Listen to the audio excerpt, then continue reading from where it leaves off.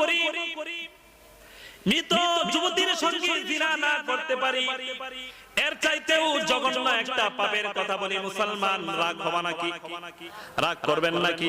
ও মুসলমান, আমরা অনেকেই সুদ খাই, আছি না নাই? আমরা অনেকেই বাট্টা খাই, সুদের টাকা লেনদেন করি, 1 টাকা দেই, 1000 টাকা দেই, আর মাসে 100 টাকা সুদ উত্তোলন করি। আমার মুসলমান ভাইরা, আল্লাহর নবী, প্যারের নবী সাল্লাল্লাহু আলাইহি হাদিস শরীফের মধ্যে বলেছেন, একবার সুদ খাওয়া আর মায়ের সঙ্গে 70 বার জিনা করা। যে মায়ের গর্ভ থেকে তুমি জন্মগ্রহণ করেছো, যে মা তোমাকে নারীটা কেটে যত্ন করেছে, যে মায়ের নারী ছেড়া ধন তুমি, আল্লাহর নবী বলেন একবার সুদ খাওয়া মানে হলো তোমার আপন মায়ের সঙ্গে, নিজের মায়ের সঙ্গে, তোমাকে জন্মদানকারিণী মায়ের সঙ্গে 70 বার জিনা করা, তার চাইতেও ভয়ঙ্কর। আমার মুসলমান ভাই বন্ধুগণ, আবার প্রশ্ন করি আপনাদের কাছে, মায়ের সঙ্গে জিনা করা বেশি গুনাহ নাকি মৃত যুবতীর সঙ্গে জিনা করা বেশি গুনাহ? মায়ের সঙ্গে জিনা করা, কথা কোন ঠিক কিনা? তাহলে মুসলমান, একজন সাহাবী মৃত যুবতীর সঙ্গে জিনা করে রাসূলুল্লাহর দরবারে এমন করে কান্নাকাটি করে, তুমি লক্ষ লক্ষ টাকা সুদ খেলে, হাজার কোটি টাকা তুমি সুদ খেলে, এই সুদ খাওয়ার পরে তোমার কি পরিমাণ কান্নাকাটি করা দরকার একবার চিন্তা করো। আল্লাহি বিইذনিহি ওয়া সিরাজান ওয়া কমারান মুনীরা,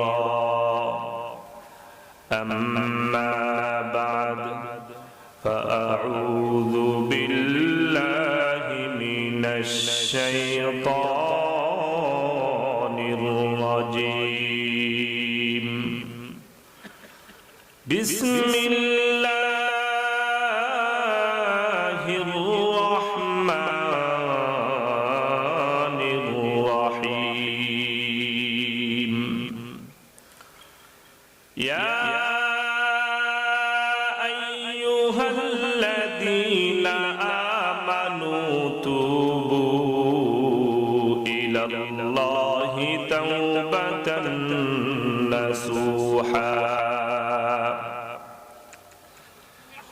وقال رسول الله صلى الله تعالى عليه وسلم: التائب من الذنب كمن لا ذنب له، أو كما قال عليه الصلاة والسلام. صدق الله العظيم وصدق رسوله النبي الكريم، ونحن على ذلك لمن الشاهدين والشاكرين، والحمد لله رب العالمين. সকলেই নামাজের দুরূদ শরীফটা একবার পড়ি।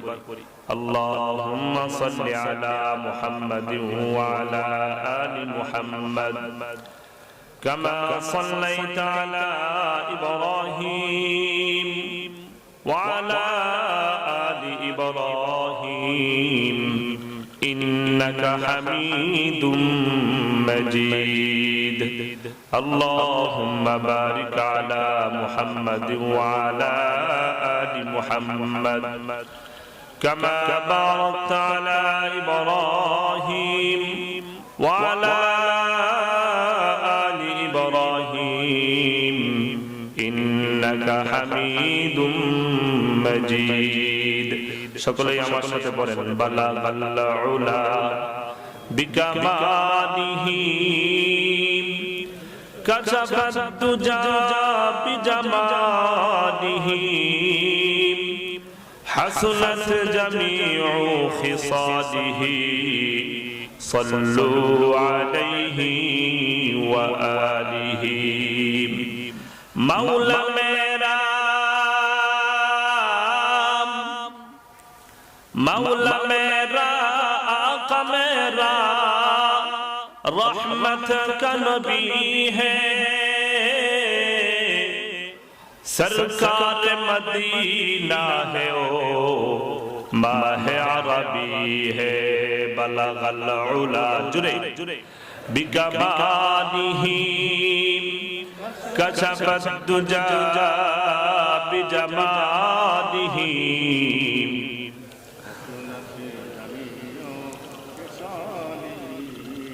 सल्लु अलैहि व आलिही जुल्फत में मिले जुल्फत में मिले किसको वो आली नसबी है तो फख्र रसूल हाशमी ओ मुत्तलबी है बलगल उला बिकमालिही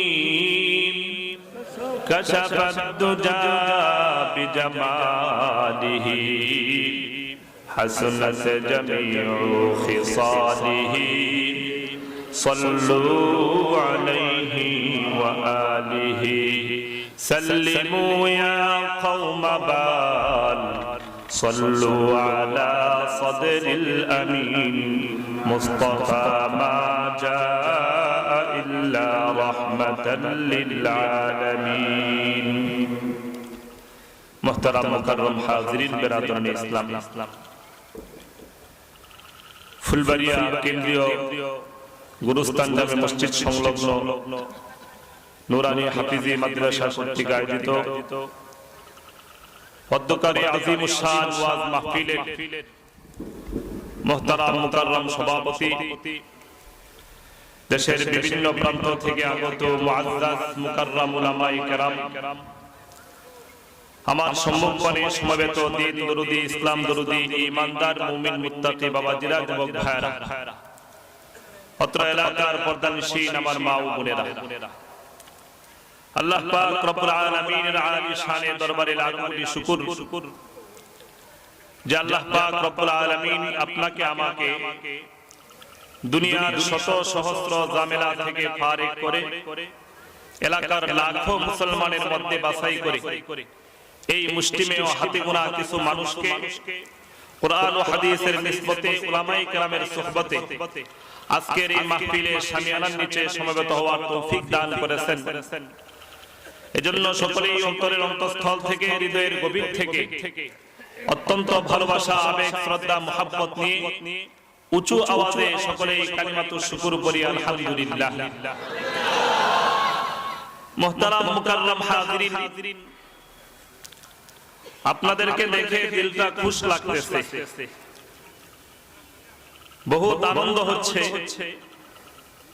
যে অনেকগুলো মানুষ মৌমাছির চাকের মতো একেবারে পূর্ণ মনোযোগ সহকারে আজকের এই মাহফিলে শামিয়ানার নিচে বসে আছি আমরা। এই তৌফিক আমাদেরকে কে দান করেছেন? আরো জোরে করে বলেন, কে দান করেছেন? আল্লাহ দান করেছেন।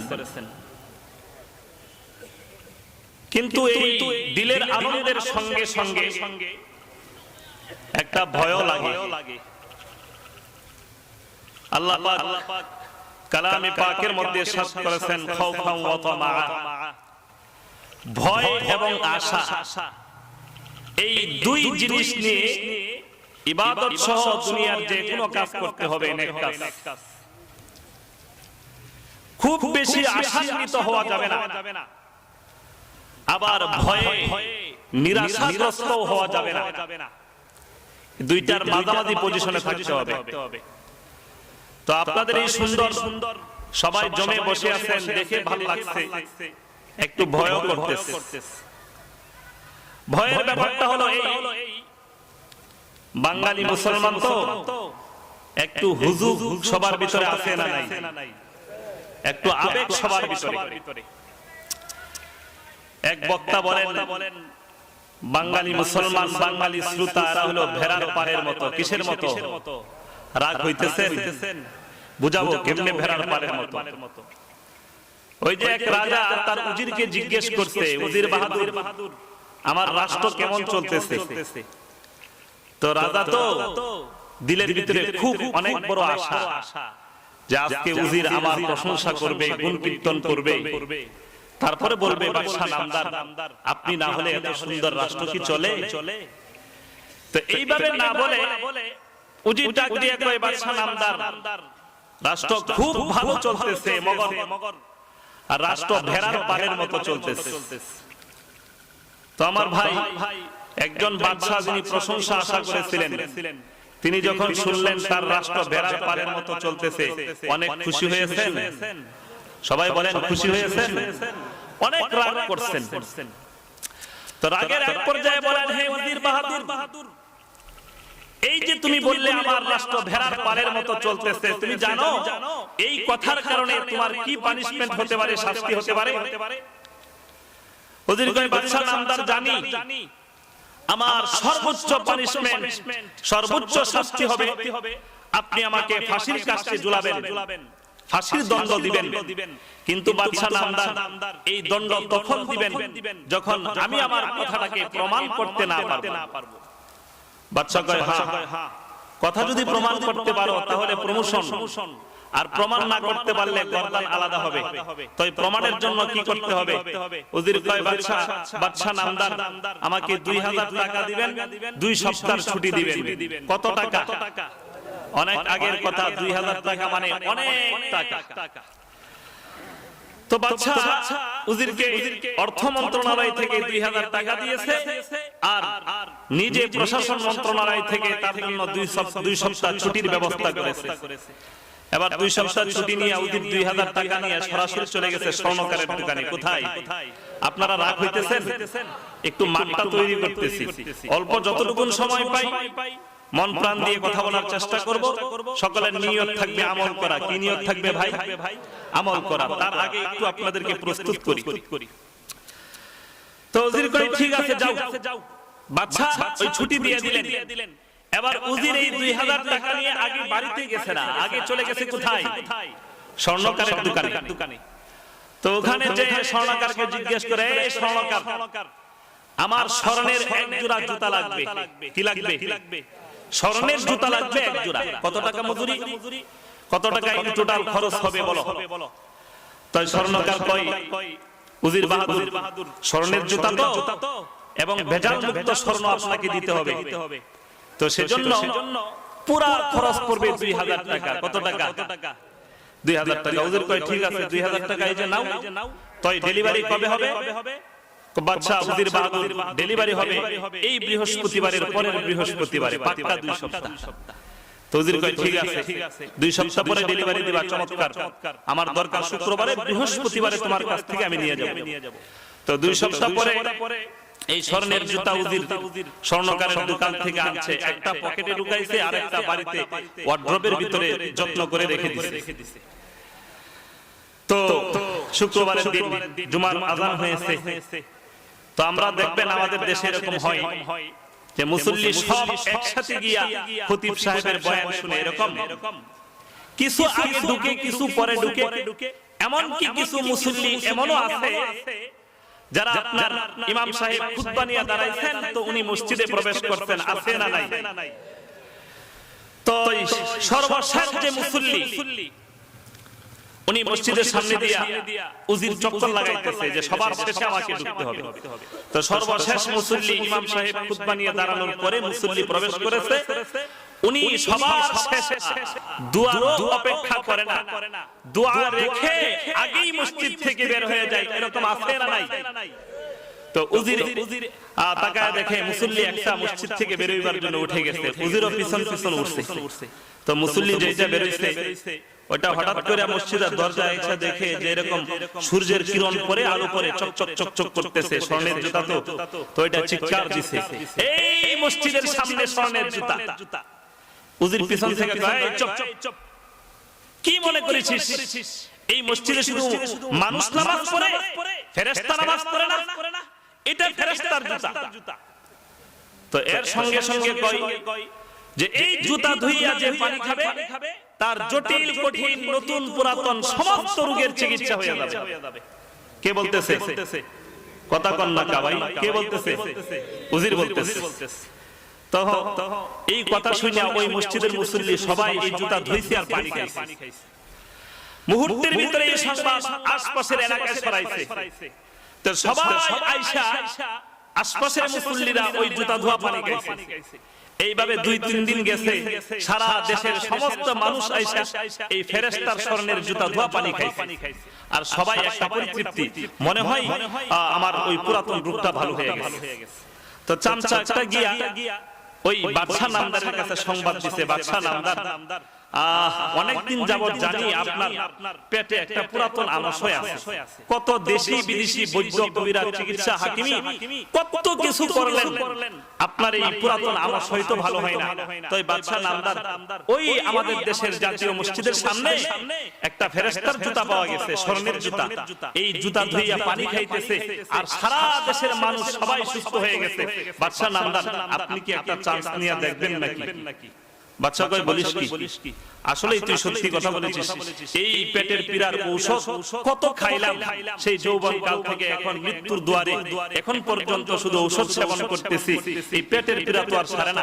চল ওই জাতীয় মসজিদে যে জুতাটা পাওয়া গেছে, জীবনের শেষ চিকিৎসা হিসেবে একবার জুতা ধোয়া পানি খাইয়া দেখি। তো আমার ভাইরা, তো বাদশাও আসছে। তো মসজিদের যিনি ওই প্রথম জুতা হাতে নিয়েছিলেন, সে ওই জুতা একবার না 3 বার ধোয়া দিয়ে 1 গ্লাস পানি দিয়েছে। বাদশা ডক ডক ডক ডক করে পানি খাইছে। এখন ওই যে উজির যে মসজিদের সামনেই জুতা রাখছে, সে এখানে আছে না নাই? সে ডাক দিয়ে কয়, বাদশা নামদার কি খাইলেন? বাদশা কয়, কি আবার জুতা ধোয়া পানি খাইলাম। কয়, বাদশা নামদার, জুতা এটা কার? আপনি যে পানি খাইলেন? কয়, জুতা কার? আবার ফেরেশতার জুতা। কয়, বাদশা নামদার, ফেরেশতা কি এটা এক ঠেঙ্গিয়া ছিল? জুতা আরেকটা গেল কই? এবার কোন কেমন ধরা খাইছে বাদশা? তো এবার উজির ডাক দিয়ে কয়, বাদশা নামদার, জুতা এটা ফেরেশতার না, জুতা এটা আমার। জুতা কার? আমার। উজির কয়, কি কইলি? তোর জুতা ধোয়া পানি তুই আমারে খাওয়াইলি? এখন বাদশার মাথা ওই বেড়ার পানের চাইতে আরো বেশি নষ্ট হইছে কিনা? উজিরের জুতা ধোয়া পানি খাওয়াইছে, বাদশা তো পুরা 49 মাথা। এখন কয় যে আগের বার কথা প্রমাণ করার সুযোগ পাইছিলি, এইবার তো আর তোর সুযোগ নাই, সরাসরি পানিশমেন্ট। কয়, বাদশা নামদার, এই যে কাজটা করলাম এটা আগের কথার প্রমাণ হিসেবে করছি। কেমনে? বলে, তারও আগে তুই এটা প্রমাণ কর জুতা যে তোর। কয়, বাদশা নামদার একটু দাঁড়ান। উজির দৌড়াইয়া বাসায় গেছে, মন্ত্রী পাড়ার বাসায়। তো ওখান থেকে ওয়ার্ডরোবের ভিতরে জুতা একটা রাখছিল, মনে আছে আপনাদের? তো জুতা ওইটা বের করে আইনা 2টা পায়ে লাগাইছে। দেখেন তো বাদশা, এটা ফেরেশতা এক ঠেঙ্গে ফেরেশতার জুতা না, আমি উজিরের জুতা। এভাবে দেখাইতেছে। তো বাদশা কয়, এই কাজ কেন করলি? এইবার থেকে বাঁচানোর কোনো উপায় নাই। কয়, বাদশা নামদার, কাজ এটা করছি আগের কথার প্রমাণ দেওয়ার জন্য। দেখেন বাদশা নামদার, আমি এসে ঘোষণা করছি যে এটা ফেরেশতার জুতা, ধুইয়া পানি খাইলে সব রোগের চিকিৎসা হয়। তো আমার এই কথার পরে এই মসজিদের মুসল্লি তো মুসল্লি, সারা দেশের সমস্ত মসজিদের মুসল্লিরা পানি খাইছে। এমন কি বাদশা নামদার, আপনার মতো একজন ভেরি ইন্টেলিজেন্ট বাদশা, একজন প্রেসিডেন্ট, আপনিও বাদ যান নাই ওই জুয়ারের মধ্যে, আপনিও গা বাসাইছেন, আপনি ওই জুতা ধোয়া পানি খাইছেন। তাই বাদশা নামদার, ভেড়ার পালের কথা বলেছিলাম যে ভেড়ার পালের মতো আপনার রাষ্ট্র চলতেছে। ভেড়ার পালের স্বভাব হইল একটা যেই দিকে যা, তাই পালের সবগুলো ওই দিকে ছুটে। বাদশা নামদার, আপনার দেশের সমস্ত নাগরিকদের একই বৈশিষ্ট্য, একটা যেই দিকে যা স্বয়ং সমস্ত নাগরিক তো ওই দিকে যায়, স্বয়ং দেশের বাদশাও ওই দিকে যায়। এই জন্য বাদশা নামদার, আমি বলছি ভেড়ার পালের মতো আপনার রাষ্ট্র চলতেছে। তো আমার ভাইরা, বাদশা এবার আগের মতো রাগ আছে না খুশি হইছে? বাদশা কয়, উজির রে, মনে করছিলাম এইবার করে জনসমক্ষে ফাঁসি দেব, না তার করা গেল না। You are very intelligent minister, তুমি হচ্ছে খুব মেধাবী একজন মন্ত্রী, তোমাকেই আমার দরকার। যাও, তোমাকে আগে প্রতিমন্ত্রী ছিলা, এরপরে মন্ত্রী ছিলা, এখন আরো প্রমোশন তোমাকে দিয়ে দিলাম, তুমি সরাসরি আমার উপদেষ্টা। তো আমার ভাইরা, এখন আপনাদের কথা বলতেছি না, অনেক জায়গায় মাহফিলে যাই তো দেখি যে যখন মানুষ বসে সব পাল ধরে বসতেছে, আর কিছুক্ষণ পরে একজন দুইজন উঠতে শুরু করে, তো দেখবেন ওই জায়গা খালি হয়ে গেছে। এখন এটা কিসের স্বভাব বলেন না? কিসের স্বভাব? তো এরকম আমরা করব আজকে। উঠতে পারে একজন, এটা ধরবে, তাই না? এটার হাজত থাকতে পারে। আর আজকাল তো ডায়াবেটিস রোগ ভেরি কমন ডিজিজ, তাই না? খুব কমন একটা রোগ হয়ে গেছে। চাচা মিয়া, আপনি আমার বাসায় আসছেন, একটু ফ্রিজ থেকে সেমাই এনে দিন। না না বাবা, আমি সেমাই, আমার ডায়াবেটিস। একটু নুডলস খান, হ্যাঁ এটা খাওয়া যেতে পারে, জাল তো নুডলস খাই, সেমাই খাওয়ার সুযোগ হয় না, সেমাই খাইতে পারে না, কারণ মিষ্টি। ডায়াবেটিসের একটা চরম একটা দারুণ বৈশিষ্ট্য হলো কিছুক্ষণ পর পর সে মাইনাস করতে চায়। কথা কোন ঠিক কিনা? মাইনাস করতে চায় না, চায় না? তো যাদের ডায়াবেটিস আছে বাবাজিরা রাগ করবেন না, বুঝাইবার জন্য বলতেছি। আপনার আজকে ডায়াবেটিস আছে, আল্লাহ না করুক আমারও হয়ে যেতে পারে। আর এখন তো আমরা এমন একটা পরিস্থিতিতে আছি, ছোট্ট বাচ্চার জন্ম হয়েছে কিছুক্ষণ আগে, ওই নবজাতক বিশেষজ্ঞ সে বলছে তাকে 25 নম্বর ওয়ার্ডে ভর্তি করেন, বাচ্চার ডায়াবেটিস আছে, নিয়ন্ত্রণ করতে হবে। 25 নম্বর ওয়ার্ড ময়মনসিংহ মেডিকেল কলেজ হসপিটালের 25 নম্বর ওয়ার্ড হলো নবজাতকদের ওয়ার্ড। ওখানে আপনি প্রবেশ করতে পারবেন না, ওখানকার সামনে যাবেন, প্রচুর পরিমাণ মা বোনেরা ওই বারান্দার মধ্যে বিছানা করে সপ্তাহের পর সপ্তাহ, মাসের পর মাস শুয়ে আছে। নবজাতক বাচ্চাকে প্রসব করা মাত্রই ওখানে ভর্তি করেছে, মারাত্মক রোগে আক্রান্ত। তো যাই হোক আমার ভাইরা, আমরা কি মনোযোগ সহকারে সবাই শুনবো? কথা বলেন। কারা কারা চলে যাবেন হাত তুলেন তো দেখি। কারা কারা ওই একজন উঠলেই পিছনে আরেকজন উঠবেন, হাত তুলেন। কি উঠবেন না? আল্লাহ সবাইকে তৌফিক দান করুন, গলা ছেড়ে বলেন আমিন। আমার ভাইরা, আমি আপনাদের সামনে কোরআনুল কারীমের সূরা তাহরীমের একটা আয়াতের অংশ বিশেষ তিলাওয়াত করেছি, পুরো আয়াত তিলাওয়াত করি নাই। আর নবী আকরাম সাল্লাল্লাহু আলাইহি ওয়াসাল্লামের অসংখ্য হাদিস থেকে ছোট্ট এক লাইনের একটা হাদিস তিলাওয়াত করেছি। আমার তিলাওয়াতকৃত আয়াত এবং হাদিসের বিষয়বস্তু হলো তওবা। আমার ভাইরা, কার কখন মৃত্যু আসে আমরা কি জানি? আমরা জানি না। এই যে আজকে ঢাকার বাংলা বাজারে একটা বিরাট দুর্ঘটনা ঘটে গেছে, যারা ওই দুর্ঘটনার শিকার, মৃত্যু মুখে পতিত হয়েছে, শরীরের অঙ্গ পুড়ে গেছে, তারা কি জানতো যে এই কিছুক্ষণের পরেই আগুন লাগবে? জানতো এটা? জানে না। এই জন্য আল্লাহ পাক রব্বুল আলামিন কোরআনুল কারীমের ভিতরে বান্দাকে তওবার নির্দেশ দিয়েছেন। কোরআনের অনেকগুলো আয়াত আছে এই ব্যাপারে। সেই সাথে নবী আকরাম সাল্লাল্লাহু আলাইহি ওয়াসাল্লাম তওবার ব্যাপারে বান্দাকে উৎসাহিত করেছেন, উম্মতকে উৎসাহিত করেছেন। আরে উর্দু ভাষার কবি চমৎকার বলেছেন, তওবা जो करता है, तौबा जो करता है हो कर शर्मसार, तौबा जो करता है हो कर शर्मसार, जोश में आता है अफ़वे करदेगार। अल्लाहु अकबर।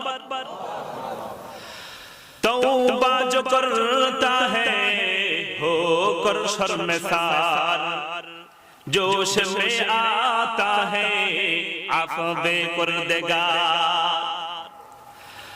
আমার মুসলমান ইমানদার ভাইরা, কবির কথাটার অনুবাদ প্রথম আপনাদেরকে শোনাই। কবি বলেন, আল্লাহর বান্দারা শুনো, তোমাদের মধ্যে যেই ব্যক্তি নিজের পাপাচারের উপরে, গুনাহের উপরে লজ্জিত হয়ে তওবা করে, এই তওবার কারণে আসমানের মালিক আল্লাহ পাক রব্বুল আলামিন জুসের মধ্যে এসে যান, আবেগের সাগরে ভাসতে থাকে। আমার মুসলমান ইমানদার ভাইরা, আল্লাহ পাক রব্বুল আলামিন কেমন আবেগের সাগরে ভাসতে থাকেন? যখন বান্দা দুইটা হাত উত্তোলন করে বলে আল্লাহ, কবিরা গুনাহে নিমজ্জিত হয়ে গেছি, নাফরমানি করে ফেলেছি, তুমি আমাকে maaf করে দাও। হযরত আলী কাররামাল্লাহু ওয়াজহা বলেন, বান্দা এই দোয়া করে, আর আল্লাহ পাক রব্বুল আলামিন আসমান থেকে ডাক দিয়ে বলেন, সালতু আবদি ওয়া আনতা ফিকা নাফি, সালতু আবদি ওয়া আনতা ফিকা নাফি, ওয়া কুল্লু মা কুনতা ক্বাদ সামি'নাহু। আল্লাহর বান্দা, আমার বান্দা এই নিশীত রজনীতে দিনের বেলায় হয়ে যাওয়া তোমার পাপের উপরে চোখের পানি ফেলছো। বান্দা শোনো শোনো, এই যে এই মুহূর্তটাতে সারা পৃথিবী ঘুমের মধ্যে নিমজ্জমান, আর তুমি তোমার পাপের উপরে আফসোস করে আমার কাছে মাফি চাচ্ছ। আমার বান্দা শোনো, তুমি বান্দা এই মুহূর্তে আমার কুলের মধ্যে বসে আছো। আল্লাহ পাক রব্বুল আলামিন বলেন, ওয়াকুল্লু মা কুলতা ক্বাদ সামি'নাহু। বান্দা এই নিশীথ রজনীতে তুমি আমার কাছে যে আবদার করবে, যে আবেদন করবে, আমি তোমার সেই আবদার, সেই আবেদন আমি কবুল করব এবং শ্রবণ করব। এই জন্য আমার মুসলমান ভাই বন্ধুগণ, আল্লাহ পাক রব্বুল আলামিন ডাক দিয়ে বলেন, বান্দা তুমি গুনাহ হয়ে গেছে, পেরেশান হয়ো না, চিন্তা করো না। তুমি গুনাহ হয়ে গেছে, আবার নির্বিঘ্ন হয়ে যাও না। সাহস করে গুনাহ করার পরে আবার আমার বিদ্রোহ হয়ো না। আমার কাছে মাফি চাও, ক্ষমা চাও, আমি তোমার জিন্দেগি তামাম গুনাহগুলো মাফ করব, তোমার জন্য জান্নাতের ফয়সালা করে দেব। আল্লাহ পাক বলেন, ইয়া আইয়ুহাল্লাযীনা আমানু তুবু ইলাল্লাহি তাওবাতান নাসুহা আসা রাব্বুকুম আন ইউকাফিরা আনকুম সাইয়্যাতিকুম ওয়া ইউদখিলাকুম জান্নাতিন তাজরি মিন তাহতিহাল আনহার। জোরে করে বলেন সুবহানাল্লাহ। আমার মুসলমান ভাই বন্ধুগণ, আল্লাহ পাক রব্বুল আলামিন বলেন, বান্দা তওবা করো, এমন তওবা যে তওবাকে খাঁটি তওবা বলা যায়। খাঁটি তওবা করো, খাঁটি তওবা করো। আসা রাব্বুকুম, তোমাদের প্রভু, তোমাদের প্রতিপালক তোমার জিন্দেগীর তামাম গুনাহগুলো maaf করে দেওয়ার প্রতিশ্রুতি দিয়েছেন। জোরে বলেন সুবহানাল্লাহ। শুধু গুনাহ maaf করবেন তেমন নয়, ওয়া ইউদখিলাকুম জান্নাত, আল্লাহ পাক রব্বুল আলামিন তোমাদেরকে এমন জান্নাতের মধ্যে প্রবেশ করাবেন যে জান্নাতের তলদেশ দিয়ে তোমাদের নানান প্রকারের পানীয় নহর সমূহ, নদী সমূহ জান্নাতের মধ্যে প্রবাহিত হচ্ছে। আমার ভাই বন্ধুগণ, একজন মুমিন বান্দা যখন জান্নাতে যাবে, জান্নাতে প্রবেশ করার পরে সে দেখতে পাবে, আমার ভাইরা, আমাদের দেশের মন্ত্রী মিনিস্টার তাদের দেশে আসে, গ্রামের মধ্যে আসে, তাদের নির্বাচনী এলাকায় আসে, তখন দেখা যায় একেবারে ত্রিশাল থেকে নিয়ে ফুলবাড়িয়া পর্যন্ত 30টা 40টা 50টা পর্যন্ত গেট হয়ে যায়। কথা কোন ঠিক কিনা? আমার ভাইরা, আল্লাহ পাক রব্বুল আলামিন জান্নাতীদের জন্য এমন গেটের ব্যবস্থা তো করবেন, দুনিয়ার সঙ্গে তার কোনো তুলনা নাই। কিন্তু আল্লাহ পাক রব্বুল আলামিন গেটের উপরে এমন একদল নর্তকীর ব্যবস্থা করে রাখবেন, এমন একদল গায়িকার ব্যবস্থা করে রাখবেন, যে গায়িকা তুমি জান্নাতীকে দেখার পরে গান গাইতে শুরু করবে, নাহনুল খালিদাতু ফালা নাবিদু, নাহনুল খালিদাতু ফালা নাবিদু, ওয়া নাহনুন নাইমাতু ফালা নাবাসু, ওয়া নাহনুর রাজিয়াতু ফালা নাসকাতু, তুবা লিমান কানা লানা ওয়া কুন্না লাহু, নাহনুল খালিদাতু ফালা নাবিদু, ওয়া নাহনুন নাইমাতু ফালা নাবাসু, ওয়া নাহনুর রাজিয়াতু ফালা নাসকাতু, তুবা লিমান কানা লানা ওয়া কুন্না লাহু। জোরে করে সবাই বলেন আল্লাহু আকবার। আমার মুসলমান ভাই বন্ধুগণ, এই যে জান্নাত বালাখানা, এই জান্নাতে নর্তকীদের নাচ যদি তুমি দেখতে চাও, আল্লাহর নবী সরওয়ারে দু আলম হাদিস শরীফের মধ্যে বলেন, মালা আইনুন রাআত ওয়ালা উযুনুন সামিআত ওয়ালা খাতারা আলা কলবি বাশার। আমার উম্মতরা শোনো, আল্লাহ পাক রব্বুল আলামিন তোমাদেরকে এমন জান্নাত দিবেন, জান্নাতের ভিতরে এমন নিয়ামত তোমাদেরকে দিবেন, দুনিয়ার কোনো চক্ষু নাই যে চক্ষু জান্নাতের নিয়ামত দেখেছে, দুনিয়ার কোনো কর্ণ নাই, কোনো কান নাই জান্নাতের নিয়ামতের বিবরণ শুনেছে, দুনিয়ার কোনো অন্তর নাই কোনো মানুষের মানুষের হৃদয় এমন নাই যে হৃদয় জান্নাতের কল্পনা করে শেষ করতে পারে। জোরে বলেন সুবহানাল্লাহ।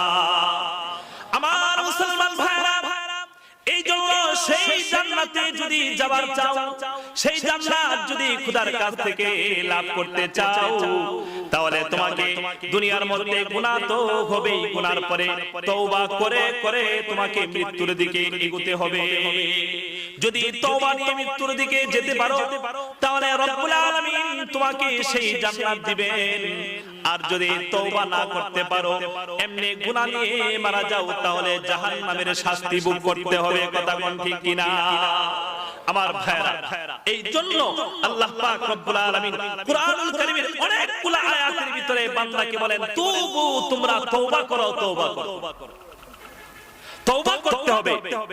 তওবা শব্দের অর্থ হলো ফিরে আসা, মানে হলো গুনাহ হয়ে গেছে, তুমি গুনাহ থেকে ফিরে আসো, আল্লাহর কাছে মাফি চাও, মনে মনে বিশাল প্রতিজ্ঞা করো, আর জিন্দেগিতে কোনোদিন কোনো পর নারীর দিকে চোখ তুলে তাকাইবো না, জিন্দেগিতে কোনোদিন সুদ খাবো না, জিন্দেগিতে কোনোদিন ঘুষ খাবো না। মোবাইলে মিস কল আসছে, একবার রিসিভ করেছি, আর রিসিভ করব না।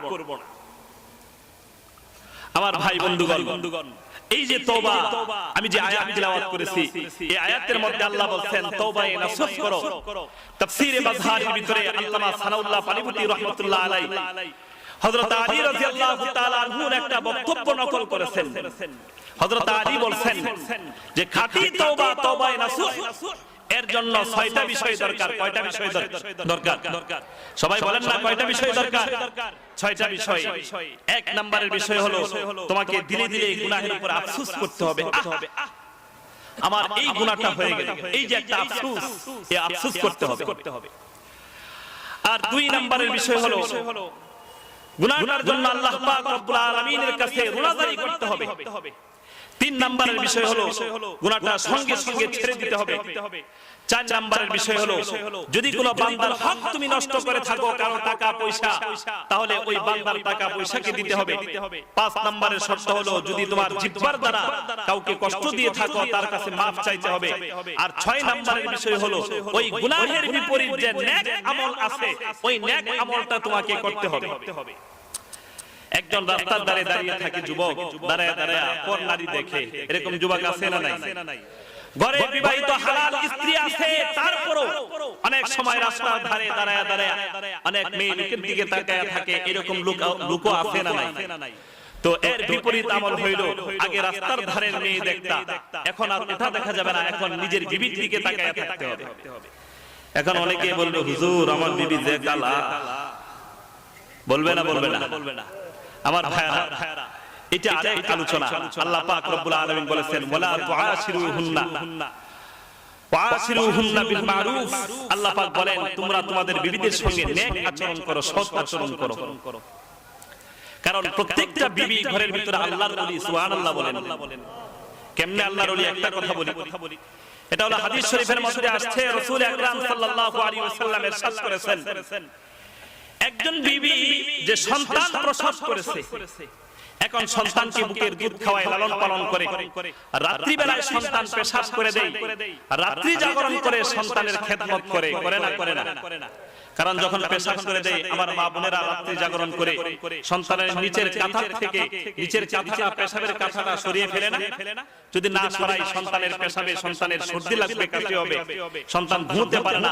মা জাগ্রত হয়ে ওই পেশাবের কাঁথাটা তার নিচ থেকে সরাই। রাসূলুল্লাহ বলেন, এই যে রাত্রি জাগরণ করলো, এই রাত্রি জাগরণের বিনিময়ে আল্লাহ পাক রব্বুল আলামিন সেই নারীকে ৭০,০০০ গোলাম আযাদ করার নেকি দান করেন। আমার ভাইরা, এই ৭০,০০০ গোলাম আযাদের নেকি যদি আপনি লাভ করতে চান, কয়েক হাজার একর জমির মালিক হতে হবে, সেইগুলো বিক্রি করতে হবে, তার টাকা দিয়ে আপনাকে গোলাম আযাদ করতে হবে। এছাড়া এত নেকি লাভ করার কোনো উপায় আপনার আমার কথা বলেন নাই। কিন্তু মা বোনেরা একবার জাগ্রত হচ্ছে, আল্লাহ পাক নেকি দিয়ে দিচ্ছেন। তাহলে আপনার ঘরের কালো স্ত্রীটা, যাকে আপনি খুব একটা পছন্দ করেন না, সেও কিন্তু একজন খাঁটি ওলি। কথা বলেন ঠিক কিনা? তো যাই হোক আমার ভাইরা, আল্লাহ পাক রব্বুল আলামিন কুরআনুল কারীমের আরেক আয়াতের মধ্যে বলেন, ওয়াতুবু ইলাল্লাহি জামিআন আইয়ুহাল মুমিনুনা লাআল্লাকুম তুফলিহুন।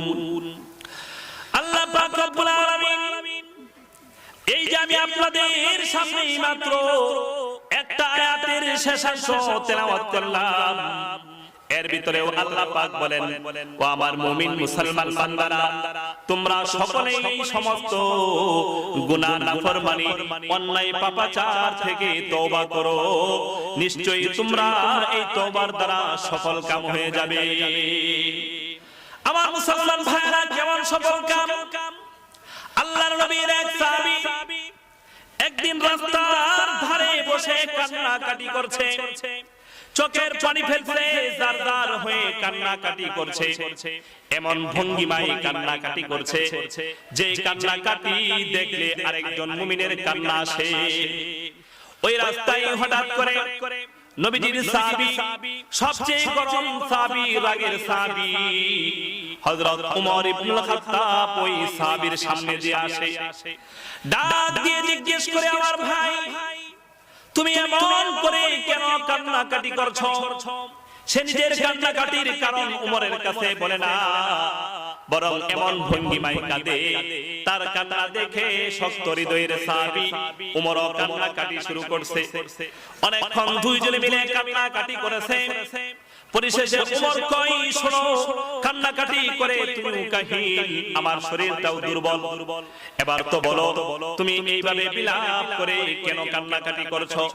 সাহাবী ডাক দিয়ে কয়, ও আল্লাহর নবীর প্রিয়তম সাহাবী, রাসূলের শ্বশুর, তোমার কাছে বলবো না, তুমি আমাকে সরওয়ারে দু আলম সাইয়্যিদুল কাউনাইন খাতামুন নবিয়্যিন প্যারে নবীর কাছে নিয়ে চলো। নবীর কাছে গিয়া সুপারিশ করো, আমি এমন একটা পাপ করেছি, আল্লাহর নবী যেন আল্লাহ পাক রব্বুল আলামিনের পক্ষ থেকে আমার জন্য মাফির ব্যবস্থা করে। আমার মুসলমান ভাই বন্ধুগণ, হযরত ওমর রাদিয়াল্লাহু তাআলা আনহু ওই সাহাবীকে নিয়ে আল্লাহর নবীর কাছে আসলেন। আল্লাহর নবীর কাছে এসে ওমর ওই সাহাবীকে মসজিদের বাইরে রাখলেন, আর ওমর মসজিদের ভিতরে ঢুকলেন। আর ওমর মসজিদের ভিতরে ঢুকে আগের মতোই জারজার হয়ে চোখ থেকে দরদর করে পানি ফেলে ওমর রাদিয়াল্লাহু তাআলা আনহু কান্নাকাটি শুরু করেছেন। আল্লাহর নবী ডাক দিয়ে বলেন, ওমর, তুমি এমন করে কেন কান্না করছো? বলো, তোমার এই কান্নাকাটির কারণটা কি? আল্লাহর নবীর কথায় ওমর রাদিয়াল্লাহু তাআলা একটা সুযোগ পান। এই সুযোগের পরে আবার আল্লাহর নবীর কাছে বলেন, ইয়া রাসূলুল্লাহ, ইয়া হাবিবাল্লাহ, আমি আমার নিজের জন্য কান্নাকাটি করি না, বরং আপনার একজন সাহাবী, আমার এক মুমিন মুসলমান ভাই, আমি তাকে নিয়ে এসেছি। আমার সেই ভাই এমন একটা পাপ করেছে, সেই পাপের ভয়ে, সেই পাপের শাস্তির ভয়ে আমার সেই মুমিন ভাই কান্নাকাটি করছে। তার কান্না দেখে আমিও কান্নাকাটি করি।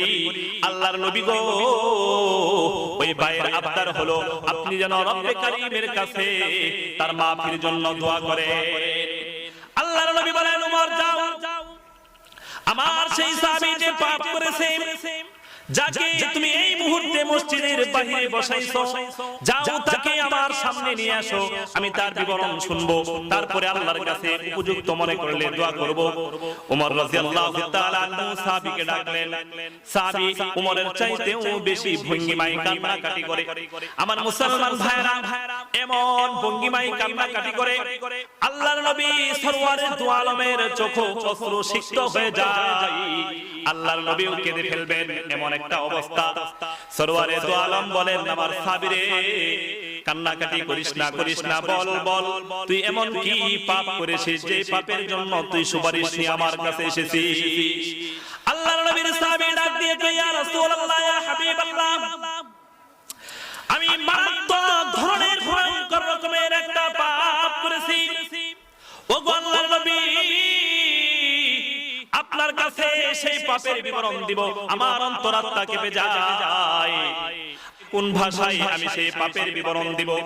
ওগো প্যারের নবী সরওয়ারে দু আলম, জানি না এই পাপের কথা শুনে আপনি কি মন্তব্য করেন, আবার আমার জন্য সরওয়ারে দু আলমের কাছে আপনি আবেদন করেন কিনা? আল্লাহর নবী ডাক দিয়ে বলেন, ও আমার সাহাবী, বলো তুমি যে পাপ কাজটি করেছো, তোমার এই পাপ কাজটিকে আল্লাহ পাক রব্বুল আলামিনের কুরসি, যার উপরে আল্লাহ সমাসীন আছেন, বসে আছেন, ওই কুরসির চাইতেও, আল্লাহর কুরসির চাইতেও কি তোমার পাপটা বড়?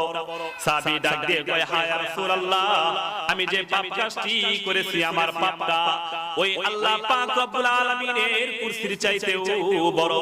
এবার প্রিয় নবী ডাক দিয়ে বলেন, আমার সাহাবী, তুমি যে পাপ কর্মটি করেছো, যে নাফরমানি তুমি করেছো, যে নাফরমানির জন্য এমন করে কান্নাকাটি করো, তোমার সেই নাফরমানি আল্লাহ পাক রব্বুল আলামিনের আরশে আজিমের চাইতে বড় নাকি? সাহাবী ডাক দিয়ে কয়, হ্যাঁ ইয়া রাসূলুল্লাহ, আমি যে পাপ কর্মটি করেছি আমার সেই পাপটি আল্লাহ পাকের আরশে আজিমের চাইতেও বড়।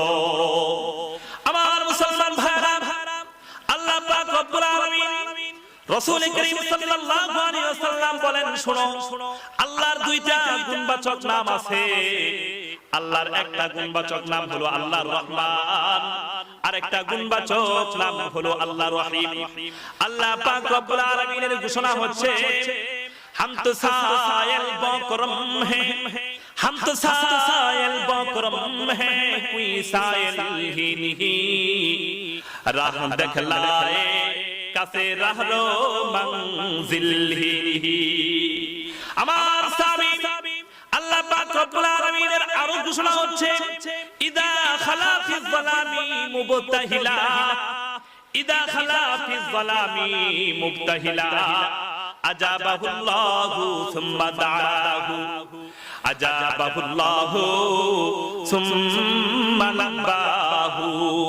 আমার সাহাবী শুনো, আল্লাহ পাক রব্বুল আলামিন সপ্তম আসমান থেকে প্রথম আসমানে অবতরণ করেন শেষ রাত্রিতে, আর বান্দাদেরকে ডাক দিয়ে বলেন, আলা মিন মুস্তাগফিরিন ফাগফির আলা, আলা মিন মুবতালান ফাওয়াফিহি ফিহি।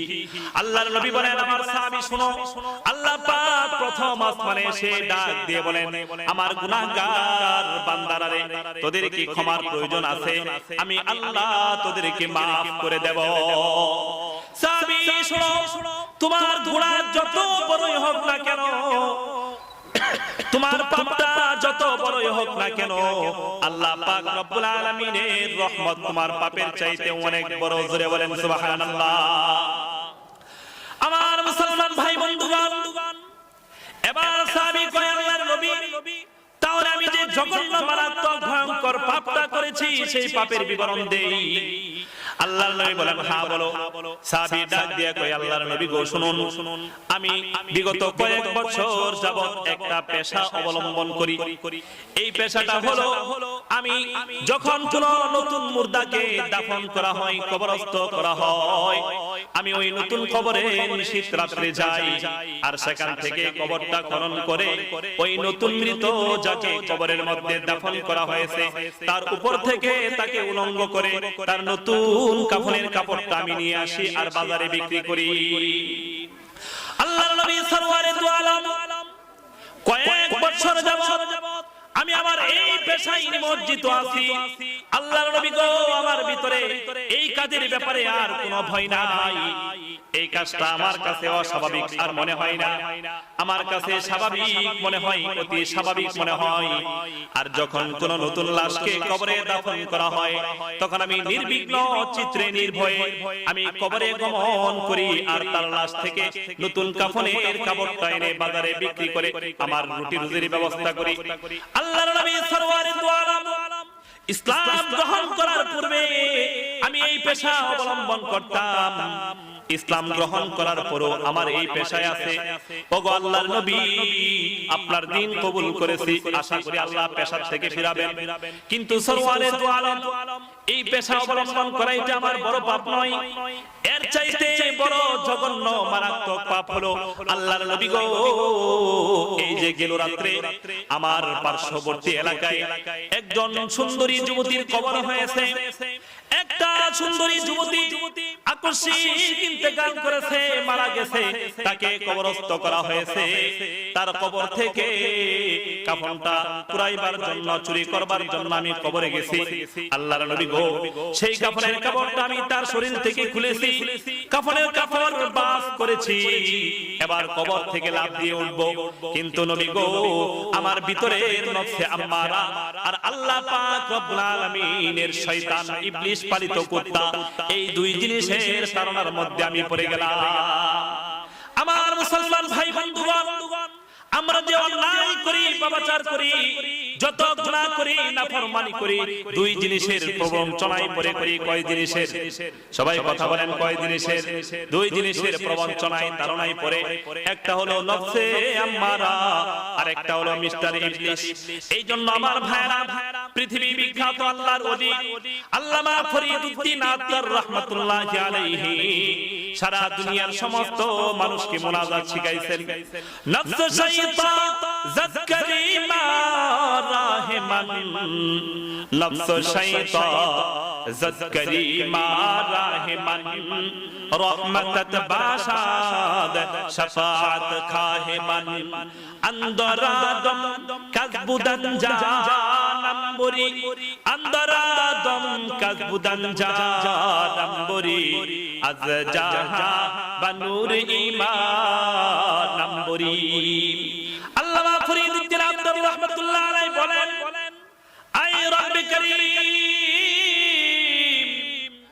রব্বুল আলামিন আমি তোমার পথে চলতে পারি না তোমার রাহে আমার জন্য বাধা দেয় আমার নফসে আম্মারা তোমার ইবাদত করতে পারি না বندگی করতে পারি না আমার জন্য বাধা আসে আল্লাহ পাক রব্বুল আলামিন তোমার পালিত কুকুর শয়তানের পক্ষ থেকে আল্লাহ আসমান থেকে রহমত দিয়ে এই দুই জিনিসের সুকাত থেকে তুমি আমাদেরকে হেফাজত করো আয় আল্লাহ তাআলা রব্বুল আলামিন রব্বি কারীম এই দুই জিনিসের তাড়না থেকে ধোঁকা প্রবঞ্চনা থেকে তুমি আমাদেরকে এমন ভাবে হেফাজত করো যেন মৃত্যুকালে ঈমানের দৌলত ঈমানের সম্পদ নিয়ে আমি কবরে যেতে পারি আল্লাহ তুমি আমাদের সর্বহালতে এমন আমল দিয়ে জীবন গঠন করার তৌফিক দাও আমার মুসলমান ভাইরা আমরা কি ঈমান নিয়ে যেতে চাই কিনা সবাই বলেন ঈমান নিয়ে যেতে চাই কিনা আল্লাহ পাক রব্বুল আলামিন আমাদের সকলকে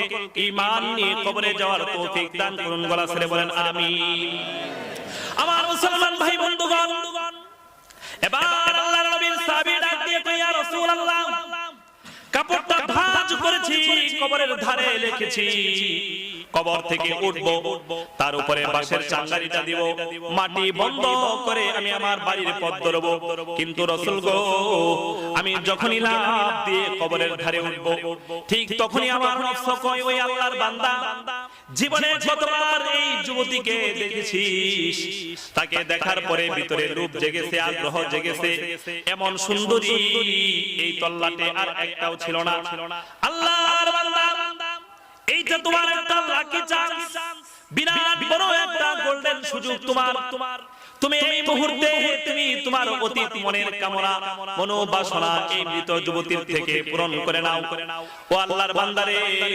তাকায় দেখো এই সুন্দরী যুবতীকে কি সুন্দর চোখের মধ্যে সুরমা দিয়ে তাকে কি সুন্দর করে সুগন্ধি লাগিয়ে কবরস্থ করা হয়েছে এইটা তোমার বিরাট বড় সুযোগ তুমি এই মুহূর্তে তোমার মনের কামনা বাসনা পূরণ করে নাও আল্লাহর নবীর সামনে সাহাবী বিবরণ দেয় আর জারদার হয়ে চোখের পানি ফেলে সাহাবীর গাল বেয়ে টপ টপ করে পানি পড়ে আল্লাহর নবীর চোখ অশ্রুসিক্ত হয়ে যায় এই পাপের বিবরণ দেয় আর বলে ইয়া রাসূলুল্লাহ আমি যখন এই মৃত যুবতীর সঙ্গে জিনাকে সম্পাদন করে ফেললাম তখন আমার মনে হলো এই মৃত যুবতী আমাকে ডাক দিয়ে বলে আল্লাহর বান্দারে তখন আমার মনে হলো এই মৃত যুবতী কবর থেকে আমার ডাক দিয়ে কয় আল্লাহর বান্দারে তুই আমাকে কেন নাপাক করলি কাল কিয়ামতের ময়দানে আল্লাহ পাক রব্বুল আলামিনের দরবারে আমাকে নাপাক অবস্থায় ওঠার পরিস্থিতিতে তুই কেন নিয়ে গেলি আল্লাহর নবী গো এই যে যুবতীর মনের কথা আল্লাহর নবী গো আমার মন বলে যুবতী এমন কথা বলছে ওগো প্যারা নবী প্যারা রাসূল সেই থেকে কান্নার মধ্যে আছি আর মনের মধ্যে এক চুল পরিমাণ স্বস্তি নাই, আল্লাহর নবী আমি কি করতে পারি? আমার মুসলমান ভাই বন্ধুগণ, আমরাও পৃথিবীতে এমন এক পাপ কর্ম করি, মৃত যুবতীর সঙ্গে জিনা না করতে পারি, এর চাইতেও জঘন্য একটা পাপের কথা বলি। মুসলমান রাগ হবে নাকি? রাগ করবেন নাকি? ও মুসলমান, আমরা অনেকেই সুদ খাই, আছি না নাই? আমরা অনেকেই বাট্টা খাই, সুদের টাকা লেনদেন করি, 1 টাকা দেই, 1000 টাকা দেই, আর মাসে 100 টাকা সুদ উত্তোলন করি। আমার মুসলমান ভাইরা, আল্লাহর নবী, প্যারের নবী সরওয়ারে দু আলম হাদিস শরীফের মধ্যে বলেছেন, একবার সুদ খাওয়া আর মায়ের সঙ্গে 70 বার জিনা করা।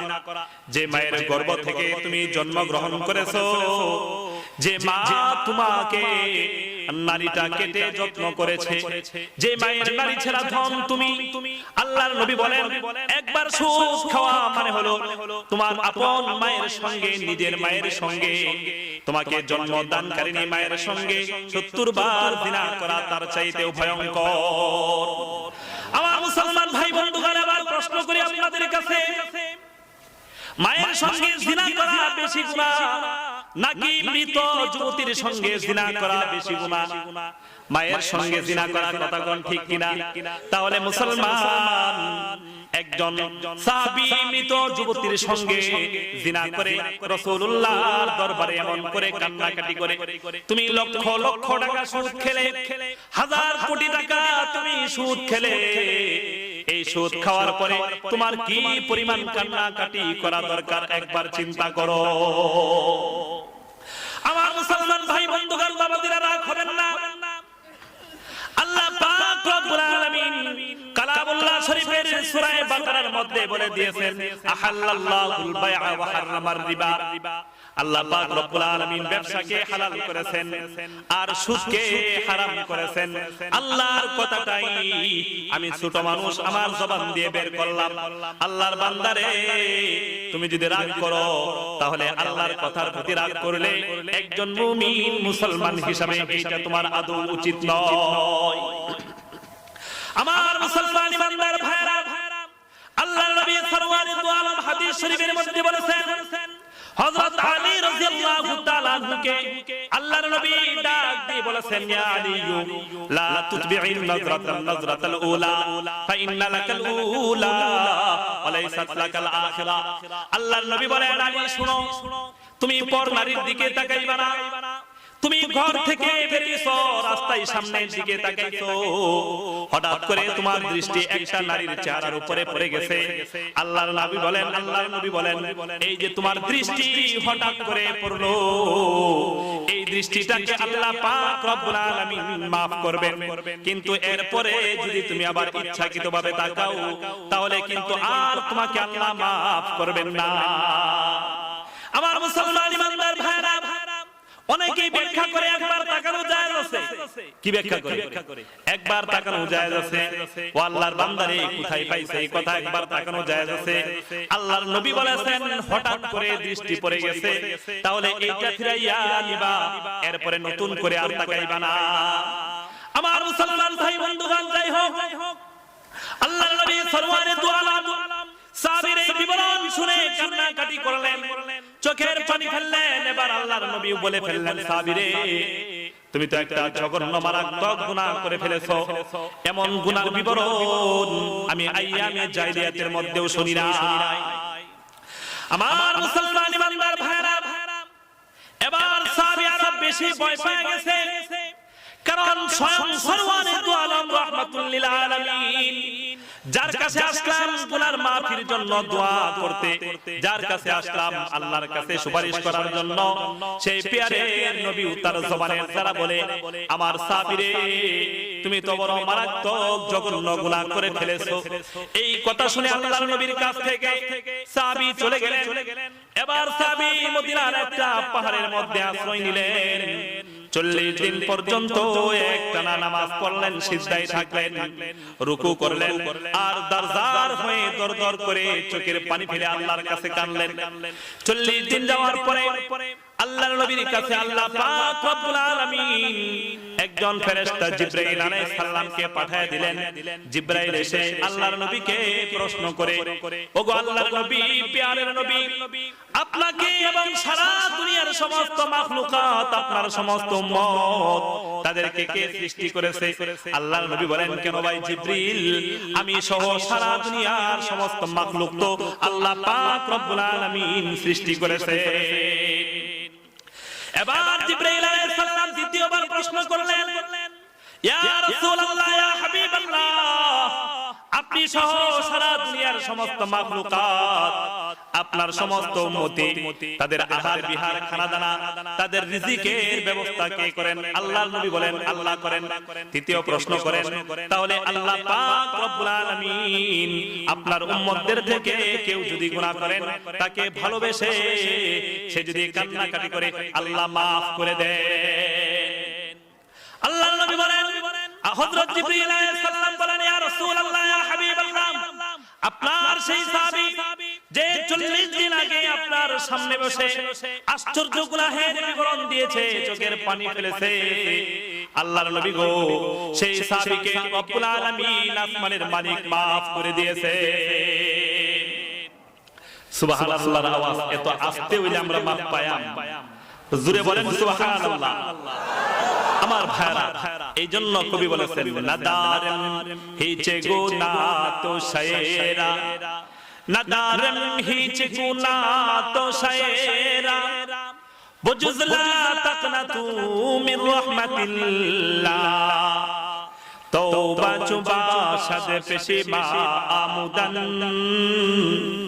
তওবা চুবা সাদে পেশিমা আমুদান, দরবারে হক তো মুসলমান আমুদান, বাজা বাজা হর আচ হস্তি, বাজা বাজা বাজা হর আচ হস্তি, বাজা গের কাফেরো গের বাদো বুত পুরুস্তি, বাজা তো দর জওয়ানি তওবা করদান শিওয়ায়ে পয়গম্বরি, দর জওয়ানি তওবা করদান শিওয়ায়ে পয়গম্বরি, ওয়াক্তে পীরি গুরগে জালেম মি শাওয়াদ পরহেজগারি।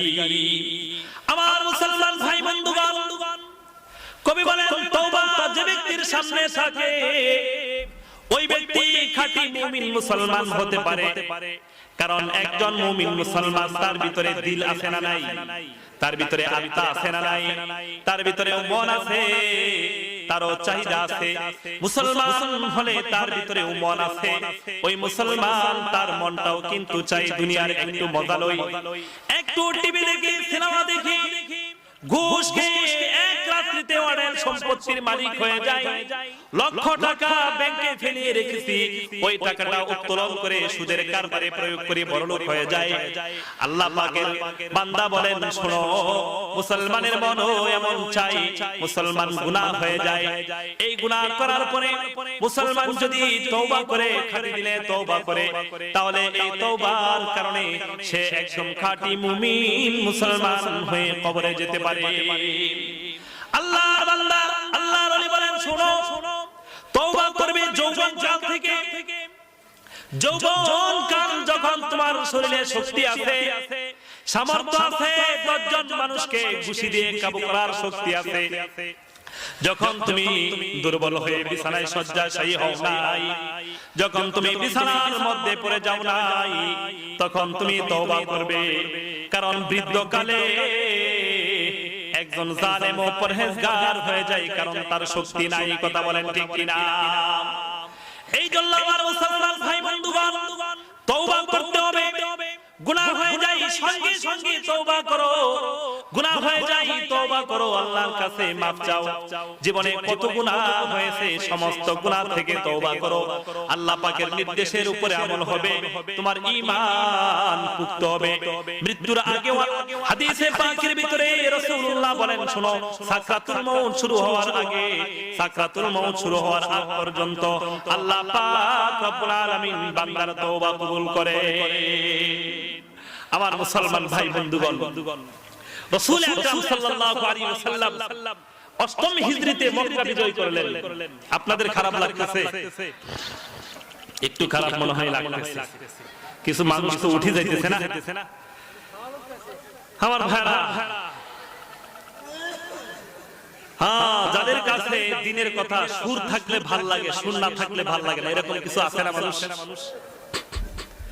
দিনের কথা যদি এরকম হয়, তারা সাধারণ মুসলমান না, বেসু মার্কা মুসলমান। কি মার্কা? বেসু মার্কা। বেসুরে ছিলেন আপনারা? বেসুরে ছিলেন? কেউ ছিলেন না। বেসুর পরিচয় হইল, দেখবেন আমাদের সমাজের ভিতরে অনেক আদা পাগল আছে, আছে না নাই? একটু তার ছিঁড়া থাকে, একটু নাট বল্টু ঢিলা থাকে, আছে না কিছু মানুষ? তো বেসু হলো এই ধরনের আদা একটা পাগল। তো বেসু একবার একটা বকরি কিনবে, মায়ের কাছ থেকে টাকা নিছে, মা দাও 3-4 টাকা দাও, একটা বকরি নিয়ে আসি। তো মা কয়েক টাকা দিছে, সে বকরি কিনতে গেছে। এবার বকরি যখন কিনছে, তো বকরি বিক্রেতা কয়, শোনো, বকরি তো কিনছো ভালো কথা, কিন্তু এটাকে শায়ের করাইতে হবে। শায়ের বুঝেন তো আপনারা? আসিল করে না, শায়ের করে না। তো বেসু জিজ্ঞেস করে যে শায়ের করতে কত লাগবে? তো বিক্রেতা কয়, তুমি তো 2.5 টাকা দিয়ে ছাগল কিনছো না? বলে জি। তাহলে এটা শায়ের করতে আর 50 পয়সা লাগবে। 2.5 টাকার ছাগল শায়ের করতে কত লাগবে? 50 পয়সা। বেসু কই, শুনো, এই 50 পয়সা খাও খরচ করার পাইতাম না। আমি পকেটে করে একটা পলিথিনের বস্তা নিয়ে আসছি, কালো পলিথিনের বস্তা। এটা খুলতেছি, এটার ভিতরে ছাগলটা ঢুকায় দাও, বস্তার মুখটা বাইন্ধা দাও। কি কইছে? বস্তার ভিতরে ছাগল ঢুকাও, বস্তার মুখ বাঁধো, আমি মাথায় করে নিয়ে যাই, কেউ বুঝবেও না। আপনারা বলেন তো, বেসু কি নিজেকে বোকা মনে করতেছে না চালাক? কথা বলেন, বোকা না চালাক? চালাক। কিন্তু আসলে সে কি? বোকা। তো বেসু এই বস্তার ভিতরে ছাগল বইরা বাড়িতে নিয়ে আসছে। মা ডাক দিয়ে জিজ্ঞেস করে, বাবা বেসু, তুমি ছাগল কেনার জন্য টাকা নিলা, বস্তায় বইরে কি আনছো? কয়, মা বস্তায় বইরে ছাগল নিয়ে আসছি। মা কই, বেসু বাবা, তুই কি পাগল হইছস? তো আপনারা দেখবেন, যারা একটু পাগল থাকে তাদেরকে পাগল ডাকলে তারা উল্টা আপনারা 14 বার পাগল ডাকে। কথা কোন ঠিক কিনা? তো বেসু ডাক দিয়ে কয়, মা আমি পাগল না, তুমি পাগল। বলে, দেখো ছাগল কিনতে গেছি বাজারে, তো ছাগলের জন্য আটানা চাচ্ছে, 50 পয়সা চাইতে, সেটাকে শায়ের করতে হবে। তো এই 50 পয়সা বাঁচাইবার জন্য বস্তার ভিতরে ছাগল বইরে নিয়ে আসছি। মা কই, বাবা আমি পাগল থাকলে পাগল আছি, তুই থাকলে তুই আছিস, তাড়াতাড়ি ছাগল বের কর, দেখি ছাগল জিন্দা আছে না মুর্দা হয়ে গেছে। তো বস্তার মুখ যখন খুলছে, আপনারা বলেন তো ছাগল কি জিন্দা আছে না মুর্দা? মুর্দা। তো ছাগল তো মারা গেছে। বেসু ডাক দিয়ে কয়, মা শোনো, এই ছাগল 2.5 টাকা দিয়ে কিনছি, তো গেলে আমার 2.5 টাকা গেছে, 50 পয়সা তো বাঁচছে। কত বাঁচছে? 50 পয়সা। তো 50 পয়সা বাঁচাইবার জন্য 2.5 টাকা সে কি করেছে? ক্ষতি করেছে। আপনারা বলেন তো, 50 পয়সা বেশি না 2.5 টাকা বেশি? আরে বলেন না জোরে, কোন টাকা বেশি? 2.5 টাকা বেশি, তাই না? এখন আপনাদেরকে দ্বিতীয় আরেকটা প্রশ্ন করব, বলেন তো, আখিরাত আমাদের জন্য বেশি লাভজনক না দুনিয়া আমাদের জন্য বেশি লাভজনক? কোনটা? আখিরাত। তো দাদা, এখানে কি আখিরাতের কাজ হচ্ছে না? আল্লাহ পাক বলেছেন, ওয়াযাক্কির ফাইন্না যিকরা তানফাউল মুমিনিন। ওয়াযাক্কির মানে ওয়াইজ। হে আল্লাহ, আমার নবী, আপনি আপনার উম্মতকে বয়ান করেন, বয়ান মুমিনদের উপকার করে। তো বয়ান শোনা এটা স্বতন্ত্র একটা ইবাদত। আপনি যদি আমল করেন সেটা আরেক কথা, কিন্তু এখন শুনতেছেন, আপনার নামে নেকি হইতেছে, জোরে কোন সুবহানাল্লাহ। তো এখন এখানে আখিরাতের কাজ হচ্ছে না দুনিয়ার কাজ হচ্ছে? এখন আমার ভাইরা, যারা এই আখিরাতের কাজটা রেখে দুনিয়ার কাজের জন্য বের হয়ে যাবে, প্রস্রাব পায়খানা বাদ, এটা উজর। তারা ঘুমাইবার জন্য বক্তার ওয়াজ ভালো লাগতেছে না, এই জন্য চলে যাবে। তারা আখিরাতকে প্রাধান্য দিল না দুনিয়াকে প্রাধান্য দিল? তারা 2.5 টাকাকে বেশি মনে করলো না 50 পয়সাকে বেশি মনে করলো? 50 পয়সাকে বেশি মনে করলো। তারা সুস্থ মানুষ না বেসু? তারা কি উঠা যাবে? এখন যদি উঠেন তাহলে আমরা ডাক দিব, ওই বেসু। প্রস্রাব করার জন্য যাবেন, ডাক হবে না। পায়খানার জন্য যাবেন, ডাক হবে না। এমনিতে উঠে যাবেন, ওই আস্তে আস্তে ঠাস করে উঠতে পারে। যারা এমনিতে জায়গা, তারা কেমনে উঠে? ঠাস করে উঠে। আর যাদের প্রস্রাব পায়খানা থাকে, একটু কাসমাস হইয়া বাপসা বুঝা, হুজুর আমি যাইতেছি, আমার কি ব্যাগ আছে? যাই হোক আমার ভাইরা, তওবার কথা বলতেছিলাম। মক্কা বিজয়ের সময় রাসূল আকরাম সাল্লাল্লাহু আলাইহি ওয়াসাল্লাম মক্কাবাসীর সামনে একটা ভাষণ দিলেন। কি ভাষণ? রাসূল বললেন, লা তাসরিবা আলাইকুমুল ইয়াউম ফাযহাবু আনতুমুত তুলাকা। হে মক্কাবাসীরা, তোমাদের উপরে আজকে কোনো অভিযোগ নাই, তোমরা সবাই মুক্ত স্বাধীন, তোমরা তোমাদের সাধারণ জীবন যাপন করো, আমাকে ভয় পাওয়ার দরকার নেই। রাসূল সঙ্গে সঙ্গে বলেন, কিন্তু 13 জন মানুষ। কয়জন মানুষ? জোরে বলেন কয়জন? 13 জন। এই 13 জনের কোনো ক্ষমা নাই, তাদেরকে যেইখানে পাবে সেইখানে মারবে, কাটবে। আমার সাহাবায়ে কেরাম এই 13 জনকে গ্রেফতার করবে। এই 13 জনের ভিতরে একজন ছিল হযরত ওয়াহশী রাদিয়াল্লাহু তাআলা আনহু। তখন পর্যন্ত ইসলাম গ্রহণ করেন নাই। তো ওয়াহশী রাদিয়াল্লাহু তাআলা আনহু দেখলেন যে তার ব্যাপারে আলাদাভাবে পরোয়ানা জারি হয়েছে। ওয়াহশী মক্কা থেকে বেরিয়ে তায়েফ চলে গেছেন। তায়েফের মানুষ তখন পর্যন্ত ইসলাম গ্রহণ করে নাই, তারা মুসলমান হয় নাই। হযরত ওয়াহশী রাদিয়াল্লাহু তাআলা আনহু পরবর্তীতে নিজের বিবরণ দিয়েছেন। একজন আরব আলেম আব্দুর রহমান বাসা, তিনি হযরত সাহাবায়ে কেরামের মোটা জীবনী লিখছেন। এখানে উনি হযরত ওয়াহশী রাদিয়াল্লাহু তাআলা আনহু এই ঘটনা নিয়ে আসছেন। ওয়াহশী রাদিয়াল্লাহু তাআলা আনহু তায়েফ চলে গেছেন। ওখানে যাবার পরে উনি কয়েক মাস অবস্থান করেছেন। কয়েক মাস পরে তায়েফবাসী প্রস্তুত হয়ে গেছে, তারা ইসলাম ধর্ম গ্রহণ করবে। জোরে বলেন মারহাবা। এখন ওয়াহশী রাদিয়াল্লাহু তাআলা আনহু বলেন যে তায়েফের মানুষ যখন প্রস্তুত হয়ে গেছে, দুনিয়াটা আমার সংকীর্ণ হয়ে গেছে, এবার আমি কোথায় যাই? আমি সিরিয়া চলে গেলাম। হযরত ওয়াহশী রাদিয়াল্লাহু তাআলা আনহু বলেন, আমি সিরিয়ায় যাবার পরে ওখানে সব সময় পেরেশানি আর টেনশনের ভিতরে থাকি। ইত্য বছরে একজন সাধারণ মুসলমান, আমি ওয়াহশীর পরিচয় জানতে পারলাম সিরিয়ার মাটিতে। সে আমার কাছে এসে বলে, ওয়াহশী শোনো, তুমি সব সময় পেরেশানি আর টেনশনের ভিতরে থাকো, কখন মুসলমান তোমাকে মেরে ফেলে। কিন্তু ওয়াহশী, তুমি জানো না আল্লাহর নবী সরওয়ারে দু আলম রাহমাতুল লিল আলামিন, তুমি যদি আল্লাহর নবীর দ্বীন কবুল করো, তার কাছে যাও, তার সামনে যাও, তাহলে তিনি তোমাকে maaf করে দিবেন, তোমার প্রতি তার আর কোনো অভিযোগ থাকবে না। ওয়াহশী কয়, শোনো, তোমার এই বক্তব্যে আমি এত আহাম্মক নই যে আমি আমার জীবনটা বিলীন দিব। শোনো, আমি একটা কাজ করি, আমি মুহাম্মদের কাছে, সকলেই বলেন সাল্লাল্লাহু আলাইহি ওয়াসাল্লাম, আমি তোমাদের নবীর কাছে একটা পত্র লিখি। ওয়াহশী রাদিয়াল্লাহু তাআলা আনহু আল্লাহর নবীর কাছে একটা পত্র লিখেছেন। পত্রের মধ্যে বলেছেন, ওগো আল্লাহর নবী, আমি মুসলমান হতে চাই, ইসলাম ধর্ম গ্রহণ করতে চাই, কিন্তু আপনার কালামে পাকের একটা আয়াত আমাকে ইসলাম ধর্ম গ্রহণ করার সাহস দেয় না। হযরত ওয়াহশী রাদিয়াল্লাহু তাআলা আনহু পত্রের মধ্যে ওই আয়াতটা লিখে দিয়েছেন, والذين لا يدعون مع الله إلها آخر ولا يقتلون النفس التي حرم الله إلا بالحق ولا يزنون।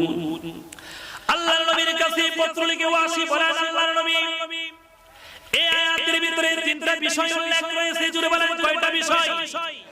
এই আয়াতের ভিতরে তিনটা বিষয় উল্লেখ রয়েছে। এক নাম্বার বিষয় হলো যারা শিরক করে তাদেরকে আল্লাহ maaf করবেন না।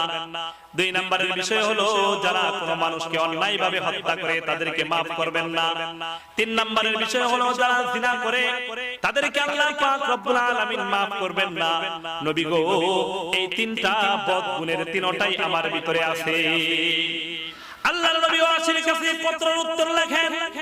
সেই উত্তরের ভিতরে কুরআনুল কারীমের ছোট্ট একটা আয়াত লিখে দেন, ইল্লা মান তাবা ওয়া আমানা ওয়া আমিলা সালিহা। আল্লাহর নবী বলেন, ওয়াহশী শোনো, যে ব্যক্তি তওবা করে আর নেক আমল করে, ওই ব্যক্তির জিন্দেগিতে এই তিন গুনাহ থাকার পরও আল্লাহ পাক রব্বুল আলামিন তাকে maaf করে দেন। জোরে বলেন সুবহানাল্লাহ। আমার মুসলমান ইমানদার ভাইরা, এই চিঠি যখন ওয়াসির কাছে পৌঁছেছে, ওয়াসি এবার দ্বিতীয় পত্র লিখেছে। আল্লাহর নবী গো, এই আয়াতের ভিতরে আল্লাহ পাক নেক আমলের কথা বলেছেন। যদি আমি নেক আমলের সুযোগ না পাই, যদি আমি নেক আমল করতে না পারি, তাহলে তো আল্লাহ আমাকে maaf করবেন না। আল্লাহর নবী আবার 3 নাম্বার আয়াত লিখে তার উত্তর দেন। আল্লাহর নবী বলেন, যারা আল্লাহ পাক রব্বুল আলামিনের সঙ্গে শিরক করে না, ইন্নাল্লাহা লা ইয়াগফিরু আন ইউশরাকা বিহি ওয়া ইয়াগফিরু মা দুনা যালিকা লিমান ইয়াশা। ও ওয়াসি শুনো, নিশ্চয় আল্লাহ পাক রব্বুল আলামিন মুশরিককে ক্ষমা করবেন না। যারা মুশরিক নয়, যারা আল্লাহর সঙ্গে শিরক করে না, তাদেরকে আল্লাহ অবশ্যই ক্ষমা করবেন। এবার ওয়াসি কয় বিষয়টা আল্লাহ পাক রব্বুল আলামিনের উপরে নির্ভরশীল হয়েছে, আমি এতেও কোনো শান্তি পাই না, নিশ্চিত হই না। আল্লাহর নবী আবার চতুর্থ আয়াত থেকে ওয়াসিকে উত্তর দেন, কুল ইয়া ইবাদিয়াল্লাযীনা আসরাফু আলা আনফুসিহিম লা তাকনাতু মির রাহমাতিল্লাহ।